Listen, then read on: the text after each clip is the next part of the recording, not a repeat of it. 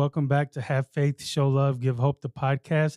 Today I have Roberto Torres, candidate for Mayor of Toledo, Ohio. I wanted to sit down with you and get to know you. And I had some questions that some people wrote on Facebook and also questions that I came up with. So welcome to my podcast. I appreciate you. I appreciate you inviting me over. Yeah, no problem. In fact, I appreciate the opportunity to actually kind of like give you a glimpse of our campaign and who I am and who our team is. It's a great way to reach out to all Toledoans, and that's really what the campaign is about is representing the people of our city. Okay. Thank you so much. I kind of like, I feel like this is my next step because now I have someone that's running for a politician. So it's something that's really special to me because I Yeah, did this to try to help out the community. So I really appreciate you. I reached out to you. I'm glad you messaged me back because a lot of people tell me no. yeah. There's so there's a difference between what people say that I represent. So people will say, "Oh, you're a politician," and I respond back that no, I refer to myself more as a public servant. And I think what will happen is in kind of describing what my history has been. I think you'll see many years of public service in all communities, and so that'll help better to define who I am. Okay. Yeah, so let's start. Let's tell me a little bit about you and about your history and how, you became the person that I'm sitting across right now. Yeah, I everywhere I go, I always give credit to my mom and dad. You look around on the wall, and you're going to see tributes to my mother and father. So I was born one of 13 in my family in Swanton, Ohio, out in a migrant camp. So I'm a child of a migrant family, and growing up as one of 13, you don't always have maybe some of the comforts that some individuals are accustomed to.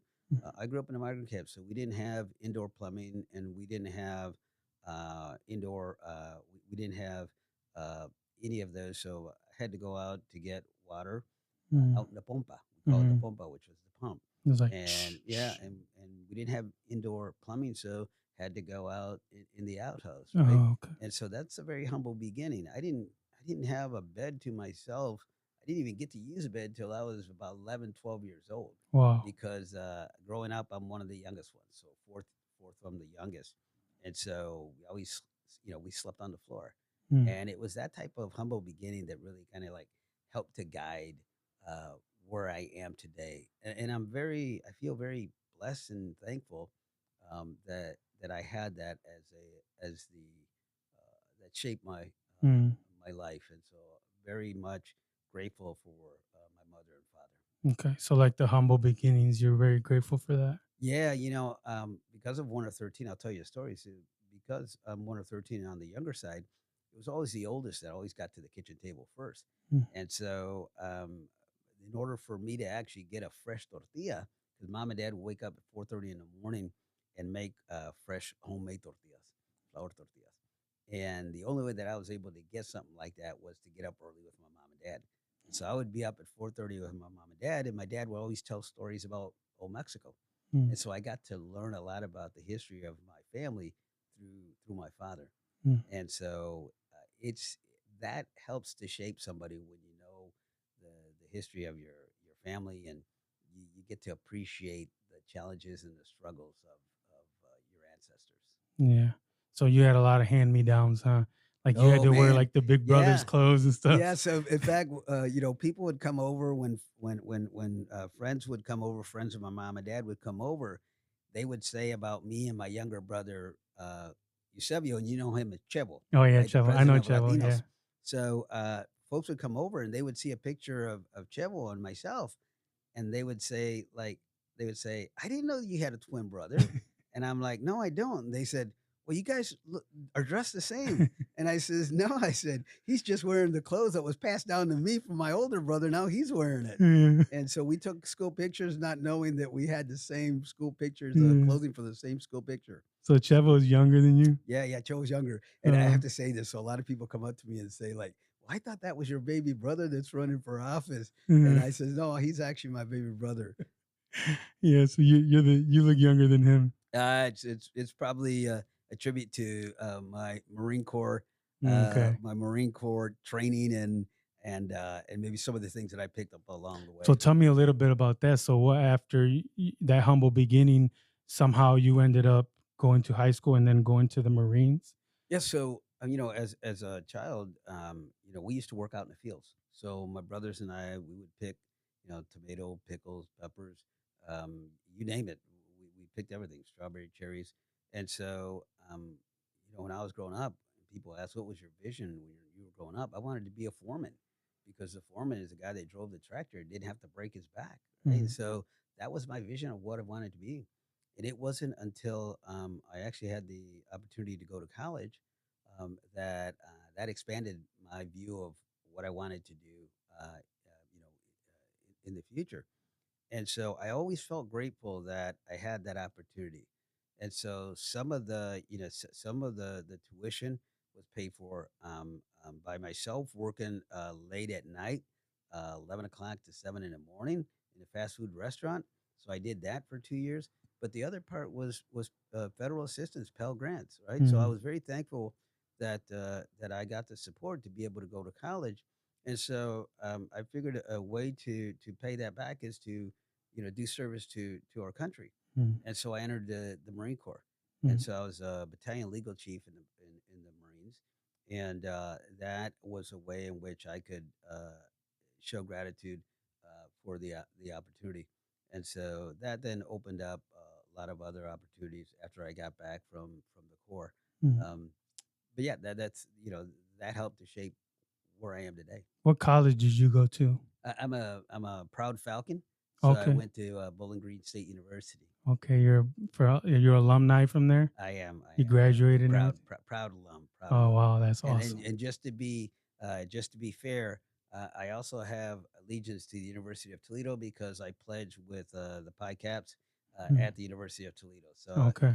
I've got a feed in at both universities. Okay, So that's good. Northwest Ohio, I'm taken care of. Yeah, both of the college, and they Right, they right. have a big football rivalry, but they Yeah. also work together in a lot of different things. There's great collaboration between the two universities, and I think that helps to support when you talk about development, talk about economic development, you talk about research and support.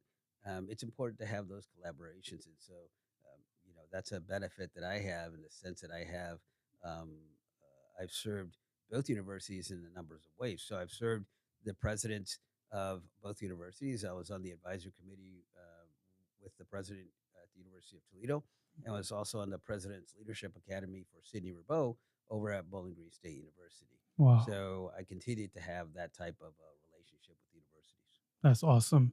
And okay, so what inspired you to pursue public service after the Marines? Did you go into that kind of stuff? No, no, that actually happened by accident. Really, Oh, okay. I was actually I was doing some work, education outreach for the Catholic diocese.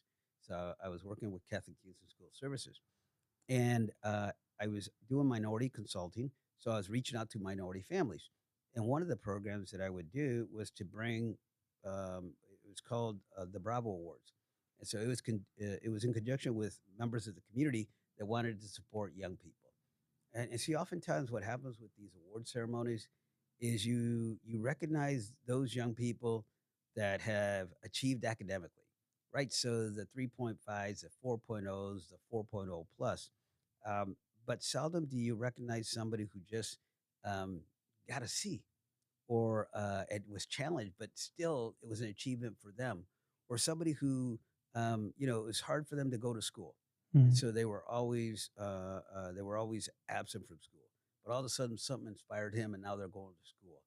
And so what we did is we did this program called the Bravo Awards, where we had educators and parents to tell us, you know, give us the names of young people that you say aren't celebrated in other academic programs, but this would be something that would inspire them and perhaps even give them the motivation to do even better. mhm. And so we did the Bravo Awards, and Mayor Finkbeiner had attended one of those award ceremonies, and he saw the support with young people and families, and he said, "Young man, I want you to come work for me.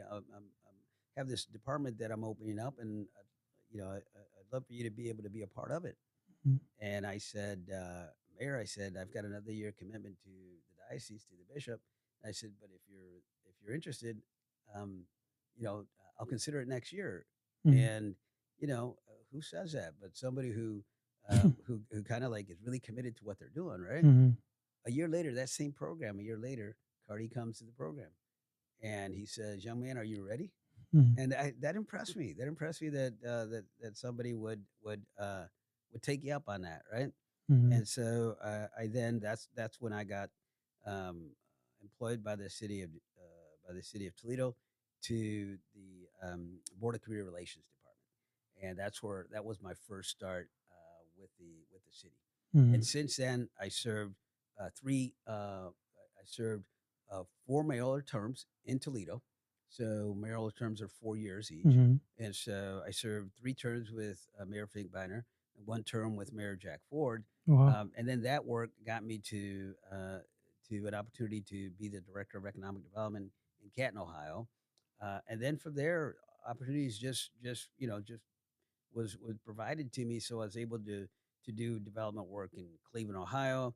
I was the director of the Hispanic Chamber here in Northwest Ohio, and went to be the director of the Hispanic Center in Grand Rapids, Michigan, which gave me the opportunity then to serve Mayor Duggan as the director of immigrant affairs and economic inclusion. Wow. So each opportunity provided another opportunity to build on what I was doing. Mhm. Wow, so you have, like, a good, like, 20 almost 20 years in working with mayors and stuff, right? Yeah, 4, like, that's a yeah, yeah. So I've said to people, I think I've served in 6 mayoral terms Mm. in 4 different cities, and have done development in 6 cities. Mhm. So culmination is over 30 years in economic and community development. Wow. So public service is something that you really, stand for a long time, right? Yeah, and again, it goes back to when I was growing up, my father always said that um, you know whatever you do in life, you do it well, right? And you represent the family name. Mhm. And so he would always say, I don't have to be there, but just know that if somebody calls on you, you do it. Mhm. And I live by that. One of the mayors once said to me the phrase, um, to he and she that much is given, much is expected. And I truly Yes. believe that if the good Lord blesses you with an opportunity, that it's not something for you. It's not a gift. Um, we call it a don Mm. that's provided to you. It is something to be shared with others. And so I've always seen it that wherever I've been at, you help to grow the community.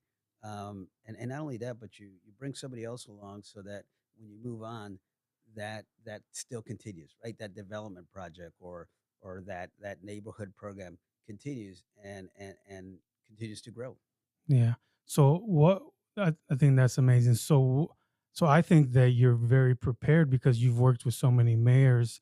So do you feel like by you helping out so many mayors and working in that it prepared you to be the next mayor of Toledo? So when I look at all the cities that I've been at, what I've seen is how those communities have grown, have served its population, and how they've been innovative about the way that they grow. Right. So when I would come back to Toledo, Toledo's not too far. 3 hours from Grand Rapids, 3 hours from Canton, Ohio, 45 minutes to an hour from Detroit. So everywhere I've been at, I've been within driving distance. And so I have a family, I have a large family. So a Mm. lot of brothers and sisters come back and visit. And so I would often come back to Toledo. And the one thing that I would not see is growth in Toledo like I've seen everywhere else.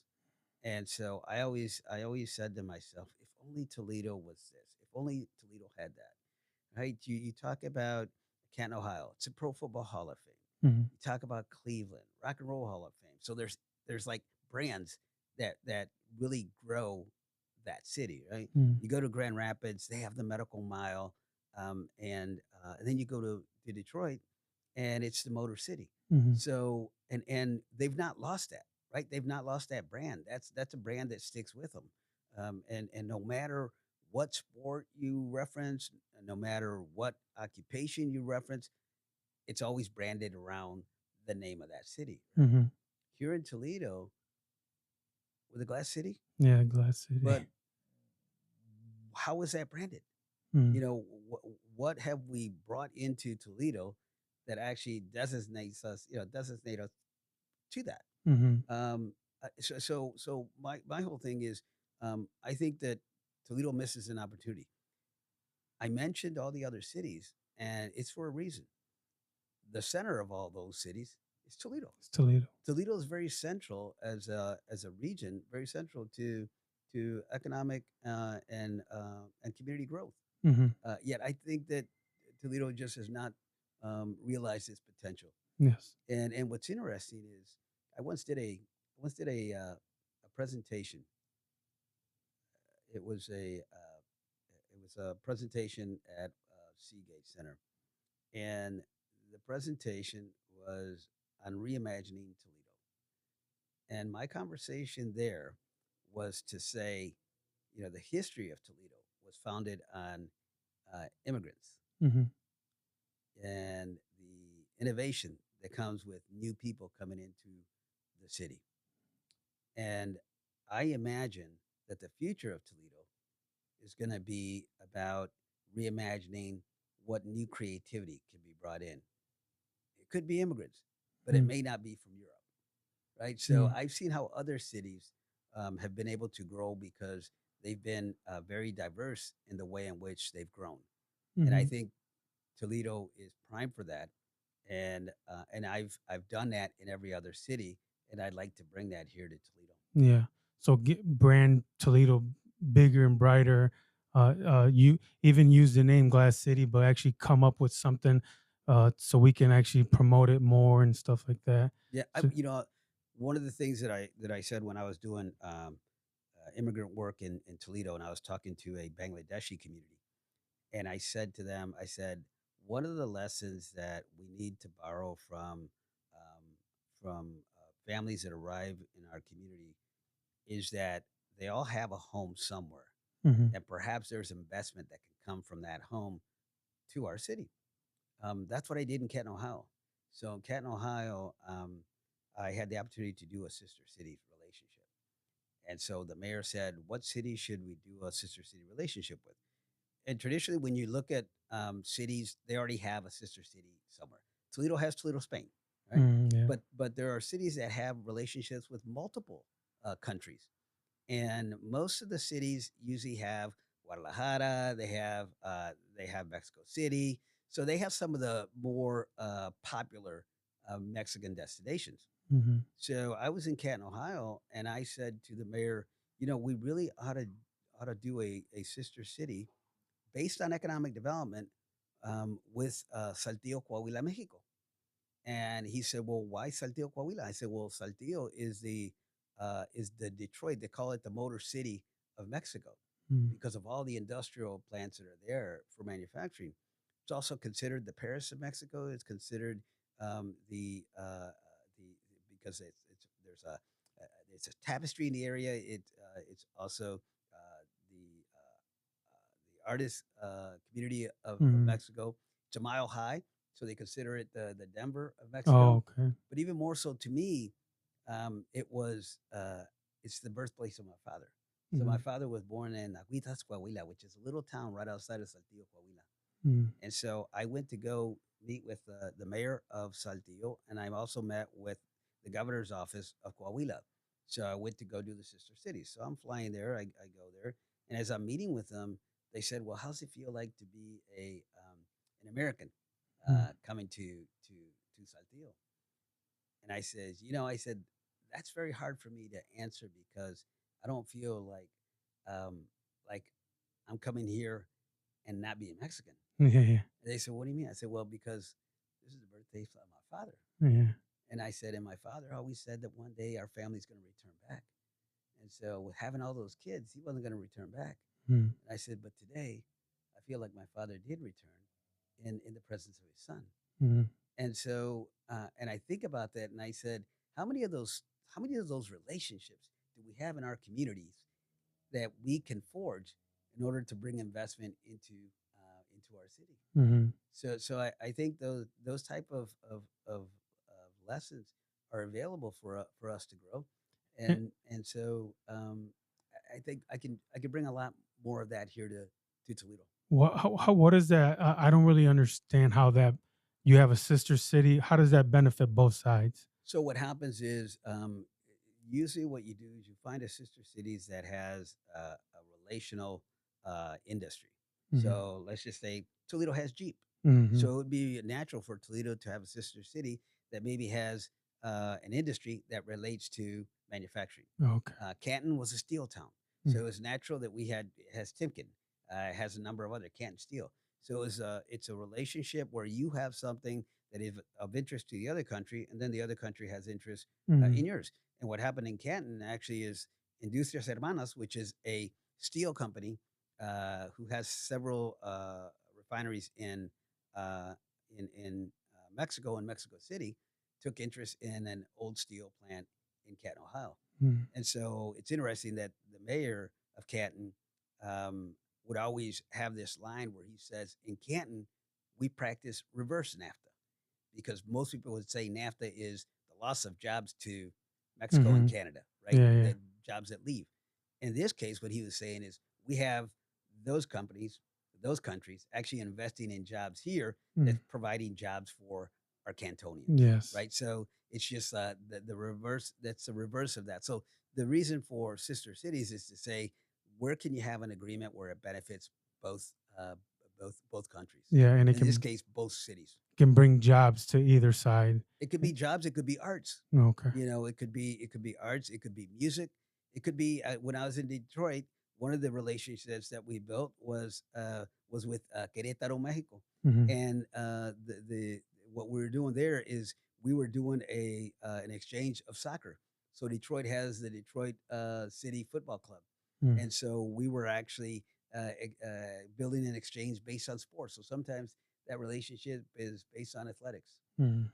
Okay, that's cool. So it could be all kinds of different Yeah, things. yeah, Okay, so another question I want to ask you was, I know you worked for Cardi Finkbeiner and you've worked for different. yeah, Why did you choose independent instead of running for the blue or the red side or whatever? Uh, yeah, yeah, Republican and Democrat. yeah. So I've been asked that several times, Okay. and so I was an elected official before. Oh, you have. So being here in Toledo, I ran for the Toledo Board of Education, and out of 7 candidates, I was the top vote getter out of 7 candidates. And I remind people that at the time that I ran, the Democratic Party was split. And so there was an A team and a B team. So even then, I really didn't run as a traditional Democrat. I I, Hmm. I ran as an alternative Democrat. And so and I think that what people are looking for is a leadership that is independent of special interests, right? And sometimes what happens with being a member of a party is you're beholden to their interests, you're beholden to their supporters, you're beholden to their platform. What Toledo needs a platform that is different than what's been here Hmm. the last 8 years, right? So I don't know how many more years Toledo can afford to continue along the same path. Hmm. And so to be able to do another 4 years, you shouldn't be surprised by the results because you're looking already at the past 4 years. Hmm. We had a once in a lifetime opportunity here for the city. This administration, the mayor was provided with $185 million in American Rescue Plan Act dollars. Hmm. $185 million on top of what the budget is for the city already. And I look outside, I still see vacant and abandoned structures. I still see neighborhoods that look like there was no investment there. I still see roads that need repair. I still see a crime rate that's rising. And I'm saying to myself, um, we got to be able to do better. Hmm. We can do better than that. And so, but in order to do that, you can't continue to do the same thing. Hmm. And so that's what motivated me to actually run as an independent because by doing that, uh, I'm not tied to those special interests. I tell people I tell folks that ours is a people's campaign, and it Hmm. truly is because what you'll find on my leadership team with the campaign are not union bosses. They're not party leaders. Hmm. They're not these uh, big corporate Conglomerates, interests, right? Lobbyists. Mm, It's not that. It's people from the community. It's yes. folks that said, "Hey, enough is enough," and we'd like a change. Mhm, And I'm not a stranger to that. The last time when I mentioned that I ran on the school board, I ran under a slate of three candidates for change.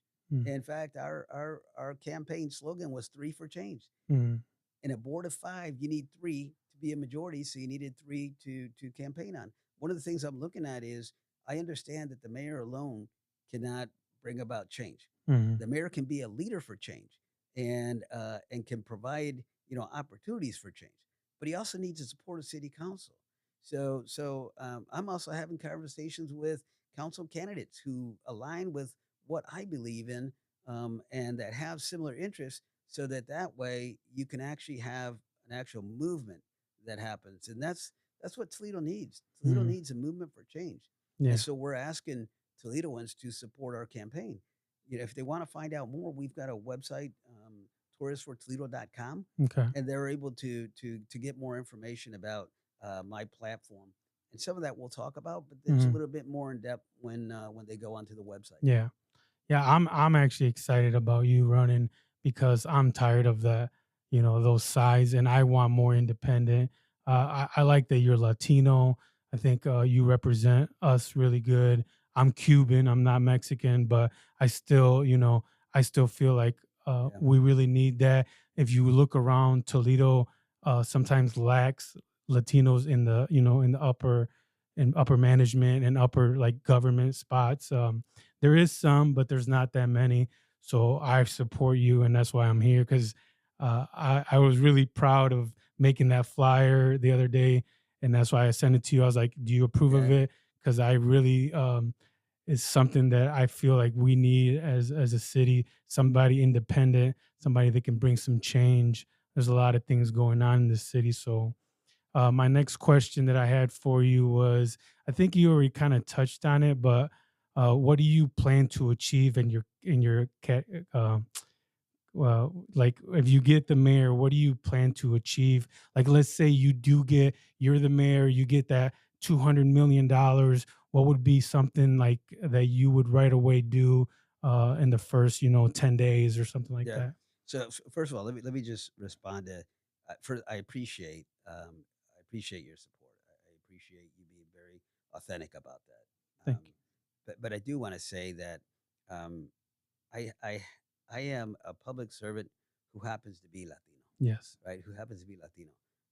Many of my politics cut across, all races, cuts across all groups, cuts across all ages. It really is a platform for all Toledoans. Okay. So when I tell people, it really is a platform for Toledoans.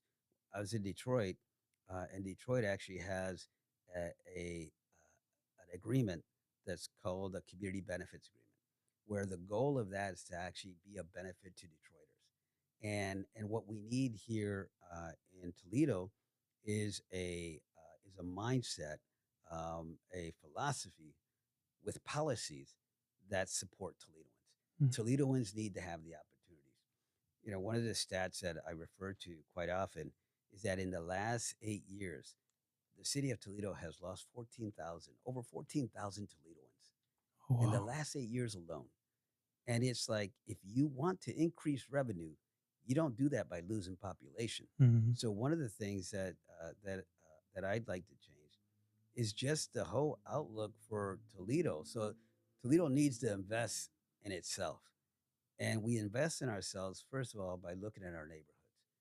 And if you look at our neighborhoods right now, we've not made much investment. Mhm. You see a lot of homes that have been declared as vacant and abandoned structures that are subject to demolition. Mhm. But because of our process, because we don't make it a priority, we have these vacant and abandoned structures that exist, and they're there for Mhm. years, right? For months, for years. Um, the approach that I would have in the administration is is setting the priorities that makes neighborhoods and Toledoans first. Mm. So neighborhoods is one of those, right? you address neighborhoods, you address blight, the slum and blight in our neighborhoods, clean up our neighborhoods. If you Mhm. do that, that's going to help with reducing crime. Yes. If you create job opportunities, we haven't had a major Fortune 500 company in the city. You look at our downtown, we have a lot of vacant, abandoned structures. Mhm. We don't have corporations downtown like we used to. Yeah. And when you talk about manufacturers, there's a lot of manufacturing that's coming in, but all of it is happening in the region. Toledo is right now, the strength of Toledo is our region. So if it weren't for Sylvania, Maumee, Rossford, what's Mhm. happening out in Delta, all our surrounding areas, that's what makes Toledo shine when it comes to national reporting. But if you zero in on just the city of Toledo, Money Inc. just rated Toledo in the top 20 cities of where not to go to in the state of Ohio. Wow. So it's like when we zero in on Toledo, then all of a sudden you begin to get a different story. I want to change that narrative, right? Mhm. I want investors to start looking at Toledo. Mhm. What we do right now is investors that come in here, if we don't like the way that they do business, like the way that they construct their facilities, the way that they invest, if it's not to the interests of somebody else other than Toledoans, then we take them to court, and that's not a way to actually be welcoming to Yeah. folks who want to grow Toledo. So that would be another thing that I would do. So we talked about job creation, talked about neighborhoods, making them safe. Mhm. Um, the other thing that we need to do is we need to look at how we structure our budget.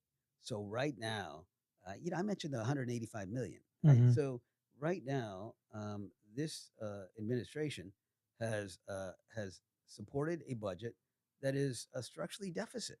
So in other words, what happens is we are taking a budget and we are spending more than we're taking in. So revenues are not matching up with our expenditures. Mhm. And so what has to happen is we have to borrow. And what we borrow from is we borrow from our capital improvement funds, we borrow from our rainy day fund. And what happens is we're taking away from funds that we may have to use down the road. And so that's not a great way to budget. And Mhm. so what we need to do is we need to be able to address that by increasing revenue, then also to look at what are we prioritizing as a community. Because if we're not addressing the neighborhoods, we're not addressing the infrastructure, Mhm. then folks aren't coming to our city. Yeah. And so that's another area that I will address. I think that's really important because though all those abandoned houses and stuff, there's been some horrible crimes lately, and by eliminating those things, you eliminate the potential of a crime happening Yep. there, and not only that, but also nobody wants to move in with the Yep. abandoned house in front of their house. I'll give you two examples. So, the city the city had a water main break by Imagination Station at Hmm. Imagination Station. The city did not hesitate to declare it an emergency and put a contractor on that site to work on that project. Now, nothing had gone to city council for passage. No money had been approved, but yet there was a contractor there to already address it. Mm. That was declared an emergency. It was in downtown Toledo. You have a situation over in East Toledo that's an emergency situation and nobody declares anything. Mm. And it's not until the pressure was brought by the community that they began to address the issue. That building is still there. That structure is still there. Mhm. That structure should have been taken down months ago, even a year ago, Mm. and it didn't. And it all depends on what the priority of the administration is. So that's one.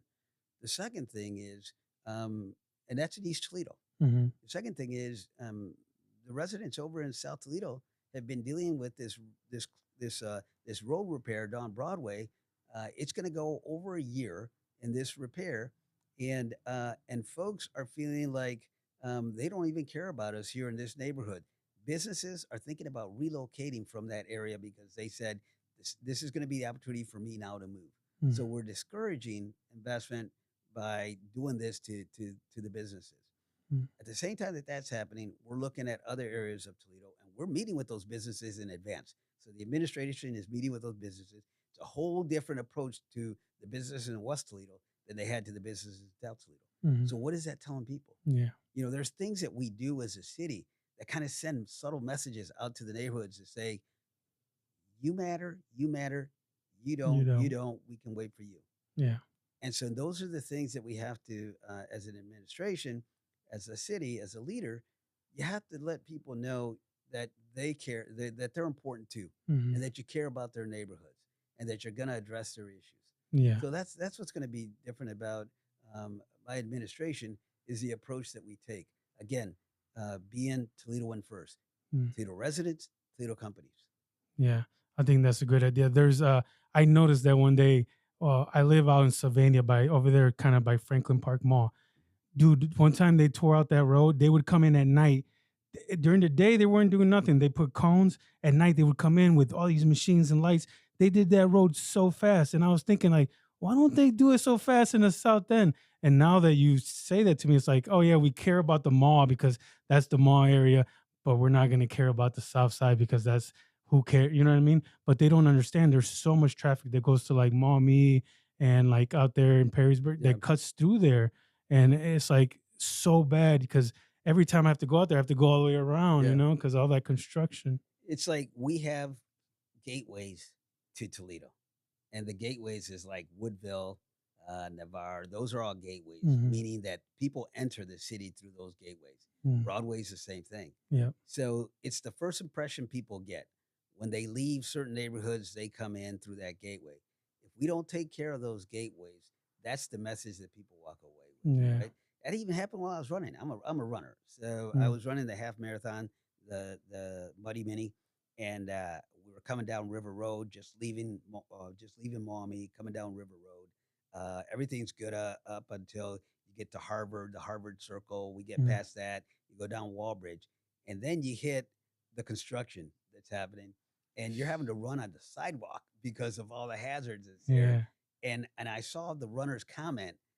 The runners were commenting on just this whole strip and how bad that reflected uh, on the neighborhood because of that. Yeah. And so it's like it's things that people don't think about, but you know what? It makes an impression on people that come and visit our city. Yeah. Another thing, right now, when you said Woodville Road is nothing. It's when I was young, there used to be Kroger's, Wendy's, there was gas stations. Now there's three-car dealerships. There used to be Handy Andy. There used to be Payless.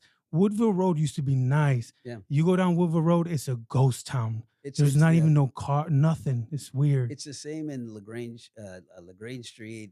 It's the same down Swainfield Plaza, down Monroe, and that is actually something that will be a priority in my administration in the sense that back in the years when I was working for Cardi and Jack, we used to have these CDCs, these community development corporations, where the neighborhood used to be the inspiration for business coming down, Mm. right? If you ever been to Chicago, they have La Villita, which is 26th Street, Yeah, and yeah, 26th Street is booming. yeah, yeah. So Chuy Garcia is the was the director of the CDC. He once told me a story next to the Miracle Mile there in Chicago.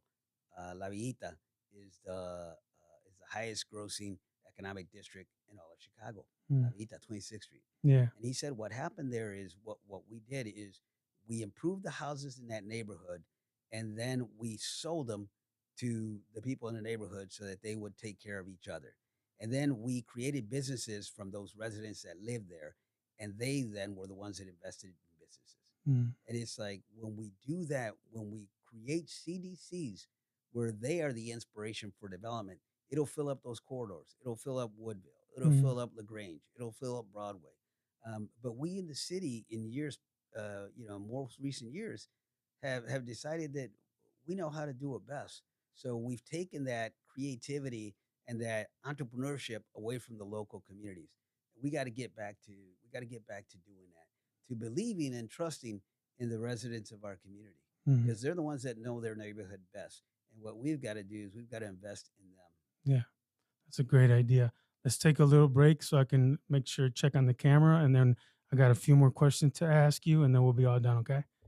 All right, so we're back. I wanted to ask you about, okay, so you become mayor. How could you help organizations like the all these little organizations around that help the kids have something to do and stuff like that. So I'll say, in reference to work that I've done in the past. So I Okay. was a director of the youth commission for the city at a time when the budget was being slashed. So it was a recession time, and the staff was being cut. And I was asked by the media, "Congratulations, you just got promoted to the office of the director of the youth commission, but you have no budget and you don't have staff." And You're I like, s what? and yeah, and I said, I said, "I'm just gonna use an adage," and again, this goes back to my childhood. I said, "I'm gonna use an adage that my mom taught me." And, my mom said, um, my mom would say, being one of the youngest kids, by the time we got to the table to go eat, um, the meat was gone, the rice was gone, the only thing that was left was beans. Mm, And so, and then sometimes there was just a little bit of beans, and mom would say, "No te preocupes, mijo. I'm just going to add a little water to the beans." So, so she'd say, "Don't worry, son. mm, I'll take care of this." And so that analogy I've used in many ways. When I spoke to the media at that time, I said, "I don't need to have a staff of 5, 6 people." I said, "Look around the room. I've got 73 individuals that are here from different groups, different organizations who would not hesitate to help support whatever project I'm promoting." mm, And I said, and within those organizations, I have people that could donate so that we're able to do these projects. mm, So I said, so that's all I'm going to do. Well, what that means is that in government, one has the opportunity to actually lead. Doesn't necessarily mean that you have to have the resources, but can you lead? When I was in Detroit, the city raised $300 million for a neighborhood strategic fund to help improve the economic corridors and help improve supporting businesses, helps improve the streets, facade. All of that money was philanthropic dollars that was mm, created by businesses in Detroit who wanted to see the neighborhoods get improved. mm, And so it wasn't a government fund, it was the community coming together. mm, And so one of the ways to help out, these organizations is for the city to be a leader in identifying where those resources can come from. I've always said that it's not about a lack of resources that are out there, but it's the lack of creativity and an imagination that one has, mm, right? And so my response to that is I would be a leader to be able to bring those resources together for these organizations. mhm, When I was working for Mayor Finkbeiner, I was the regional representative for America's Promise. America's Promise was led by General Colin Powell, and General Colin Powell had this national program that called on volunteers to help out communities. And so we had 30 organizations that went from Toledo to Philadelphia to go meet up with other communities. At that time, President Clinton was in office, and so it called on communities to imagine support for youth programming through nonprofit organizations and corporate sponsors. And so that experience is something that I will bring to the table here in my administration. mhm, It's like you don't have to address the issue by just the limited resources that a city has. You have to reimagine how that can happen, and mm. that really is what the resources would be about. Yeah.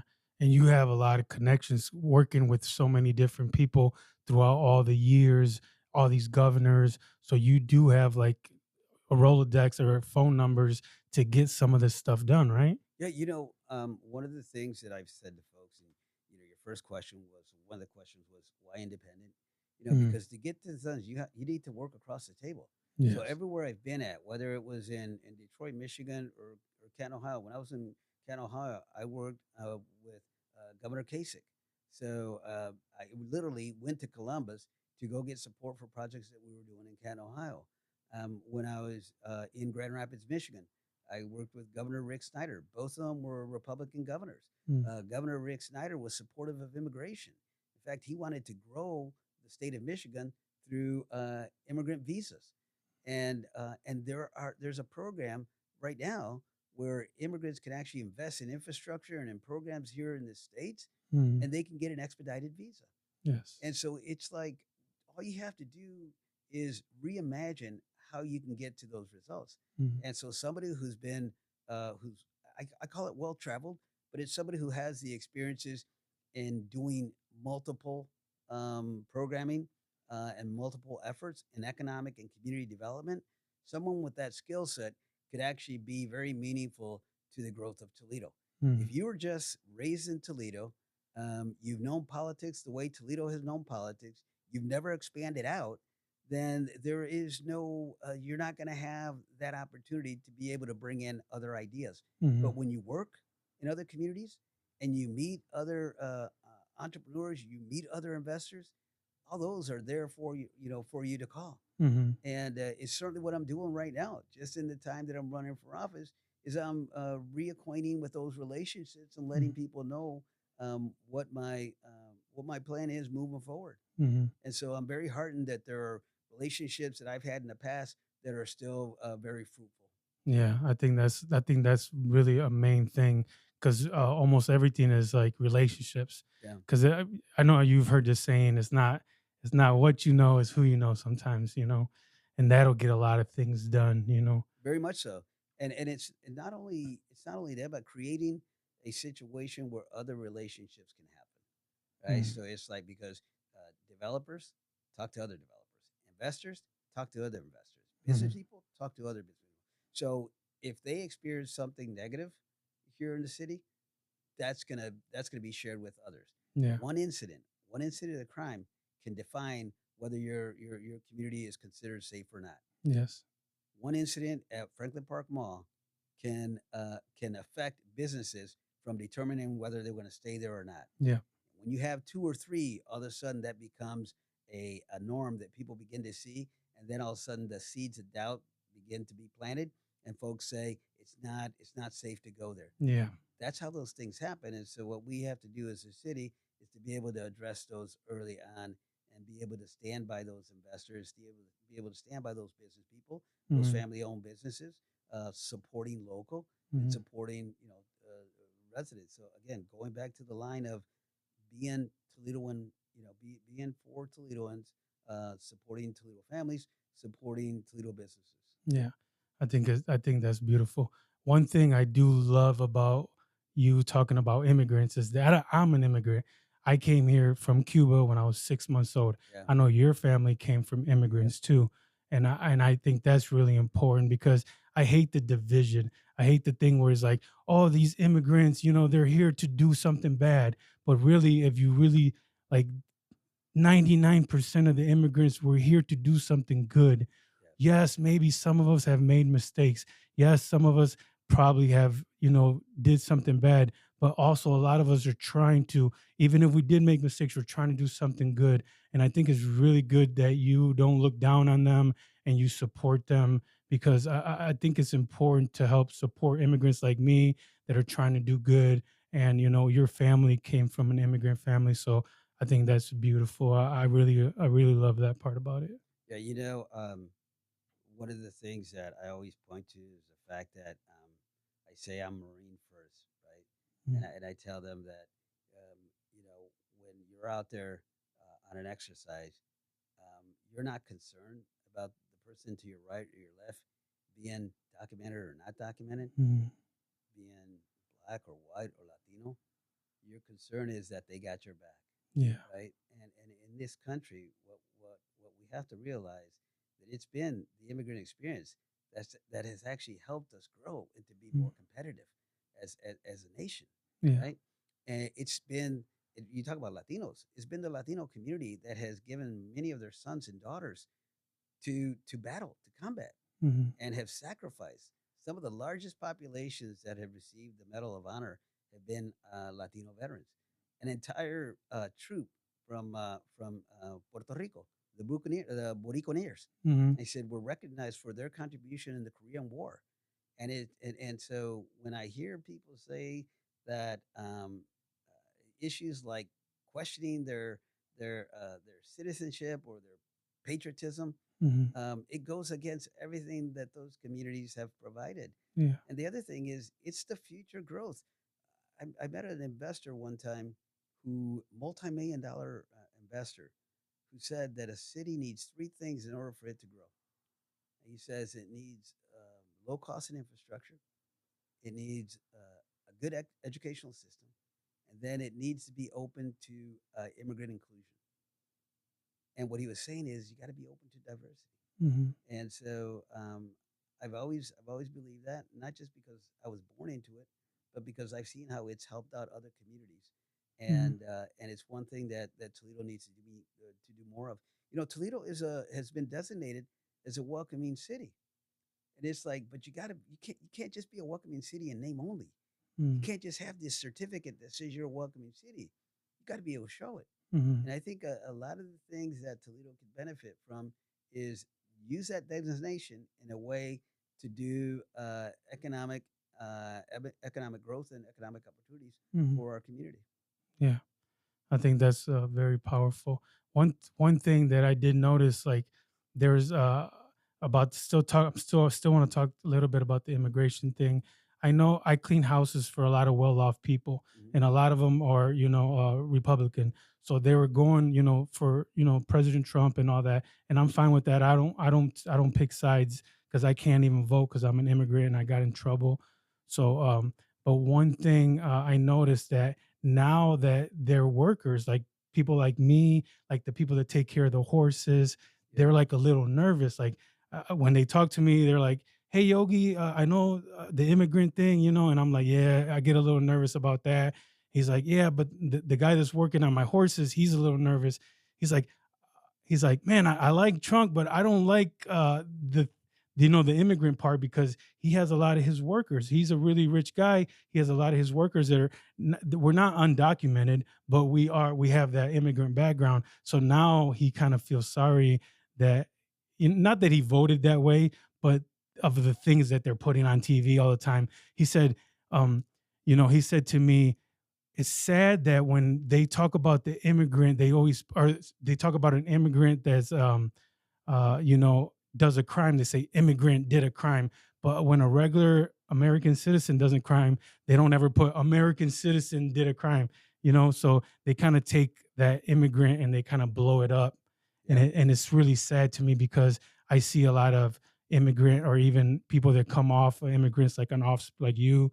I see a lot of us doing a lot of good things. Yes, you hear yeah, about the bad thing every once in a while, but it's not the main thing, yeah. you know? It's unfortunate that that people have certain opinions or impressions that are shaped by others. I'll give you a good example with myself. So when I first announced I was in East Toledo, and I announced that I had interest in running for office. I didn't declare yet, but I announced that I had interest. And in the comments, there was somebody who said, "Well, he looks like an East Sider," Mm, and it's because I had the goatee and I had the mustache. And so I said, okay. I said, so I'm gonna clean that up. But mm, it's like it's unfortunate that it's there, but that's people's impression, and the only way to change that is through relationships. And you said it yourself. The reason why that employer, your contract, mm. the reason why they feel different about that position is because they know you, Yeah. and so you establish that relationship. And so what we need to do is we need to have those conversations, continue to have those conversations, and not feel uncomfortable about it, Yes. right? We know that if you know somebody and you have that relationship, that's going to change your opinion, and Yes. that's what we have to continue to do, Mhm. right? We have to be the folks that change that narrative, and that's not just Latinos. I'm talking about residents in East Toledo, South Toledo, North Toledo. Mhm. There's communities where they label us, and what we need to do is we need to change that narrative. And by Mm. doing that, we need to take our communities back. Yeah. Some of the things that we used to do in the past is we used to have black watches in our neighborhoods, Mm. and we don't have them anymore to the numbers that we used to have them. We need to instill that mission back into the minds of the residents that live in their neighborhood. Mm. Have them be proud of living in their community, and then create active citizenry. And the way that we do that is we entrust them with that responsibility, and we also provide them with the resources. And that's what I would do as a mayor is believe in our residents and believe in this city. Yeah. There's a saying that I have. It's I have a portrait of Abraham Lincoln, and it says, um, the essence of leadership is vision, and that is kind of like also part of scripture that says, "Without a vision, a people perish." And what that means is, as a leader, as a mayor of the city, it would be my role to instill that vision Mhm. that this is a new Toledo, that we're in a renaissance in Toledo, that Toledo is changing, and Toledo is changing for the better. Mhm. And so, if there's anything that I could leave you with about the vision, Mhm. is I don't want to hear anymore people say, "I can't wait to leave Toledo." And there's truth to that because in the past 8 years, like I said, 14,000 Toledoans have left. Mhm. That can't be what people say. I can't wait to leave Toledo. Yes. Those of us that have been elsewhere and have come back, we're testament that there's opportunities here in Toledo, Mhm. and we need to be a part of that response that shares that new narrative that there's a renaissance that's happening in Toledo, Mhm. and we need to be a part of that. Absolutely. Roberto, thank you so much. I appreciate you so much for being on my platform. I look forward to doing one again, like on your next step. Maybe one day you can come to my office and we can have, another chat here and there. Yeah. Uh, Just one more thing is I just want to yeah. just remind folks that if they want more information, they can go to the website torresfortoledo.com. We would also appreciate a contribution. A lot of what we're doing through the grassroots movement, and we need support for that. So that would be appreciated. If they want signs, um, yard signs, or they want signage, or they own a business and they can put a big sign at their business, Mhm. let us know. Go to the website, let us know.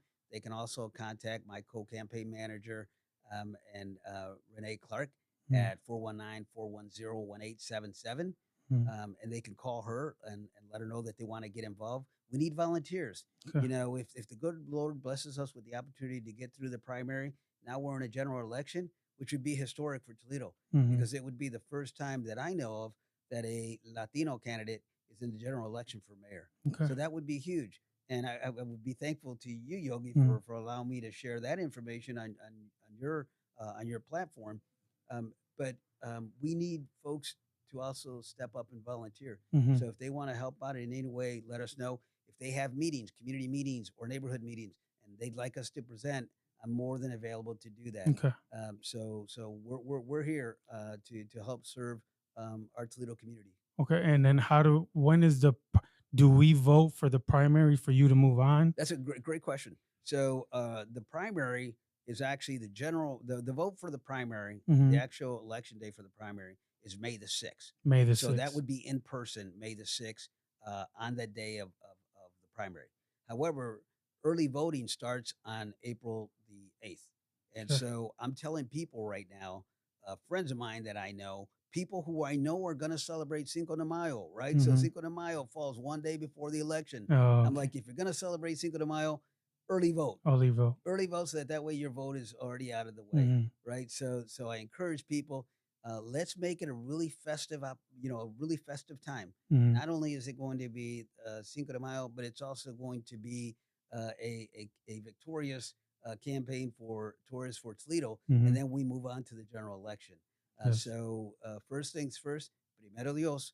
Mhm. First things first, we want to make sure that we get through the primary. So we ask for people to get engaged, get out and vote, Mhm. exercise that right that they have, Mhm. and let's make history. Let's make history, man.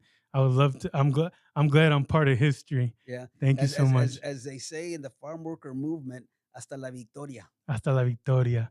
Thank you guys so much for watching. I appreciate you guys so much. Make sure you go on his page, subscribe on his page. I'll put all the links. Make sure you go to his website, find out all you need to know about his candidacy. We want tours for Toledo. Let's go independent. I appreciate you guys so much for watching. Make sure you comment, subscribe, follow, have faith, show love, give hope, let go, and let God.